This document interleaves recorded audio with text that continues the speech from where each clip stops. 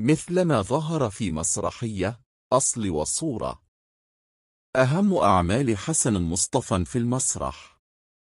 ربما لا يعلم كثيرون أن الفنان حسن مصطفى خلال مشواره قدم ما يقرب 400 عملا فنيا كان للمسرح نصيب الأسد منها، فقد استطاع أن يكون واحدا من نجوم المسرح وشارك في أهم المسرحيات في تاريخ المسرح المصري، منها مدرسة المشاغبين، العيال كبرت، حواء الساعة 12 مساء، سيدتي الجميلة، الكدابين قوي، دوريمي فاصوليا، الدبابير، الكدابين أوى، وغيرها.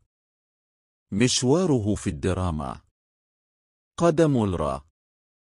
الدعاة، رجل وامرأتان، العميل 1001، نصف، أحمد مرجان، مع إمام، ونصف ساعة، مع، وغيرها.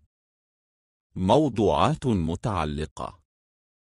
في ذكرى وفاة حسن مصطفى مثلما ظهر في مسرحية أصل وصورة.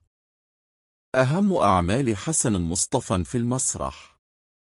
ربما لا يعلم كثيرون أن الفنان حسن مصطفى خلال مشواره قدم ما يقرب 400 عملا فنيا كان للمسرح نصيب الأسد منها، فقد استطاع أن يكون واحدا من نجوم المسرح وشارك في أهم المسرحيات في تاريخ المسرح المصري، منها مدرسة المشاغبين، العيال كبرت، حواء الساعة 12 مساء، سيدتي الجميلة، الكدابين قوي، دوريمي فاصوليا، الدبابير، الكدابين أوى، وغيرها. مشواره في الدراما. قدم الرا.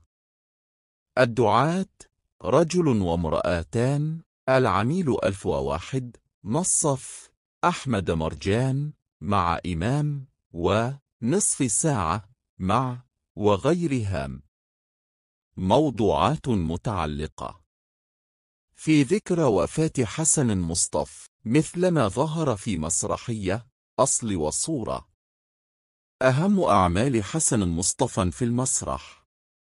ربما لا يعلم كثيرون أن الفنان حسن مصطفى خلال مشواره قدم ما يقرب 400 عملا فنيا كان للمسرح نصيب الأسد منها، فقد استطاع أن يكون واحدا من نجوم المسرح وشارك في أهم المسرحيات في تاريخ المسرح المصري، منها مدرسة المشاغبين، العيال كبرت، حواء الساعة 12 مساء، سيدتي الجميلة، الكدابين قوي، دوريمي فاصوليا، الدبابير، الكدابين أوى، وغيرها.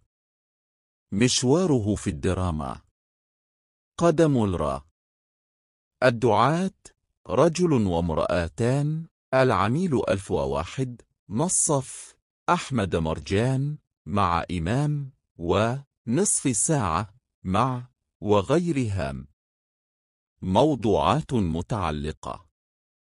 في ذكرى وفاة حسن مصطفى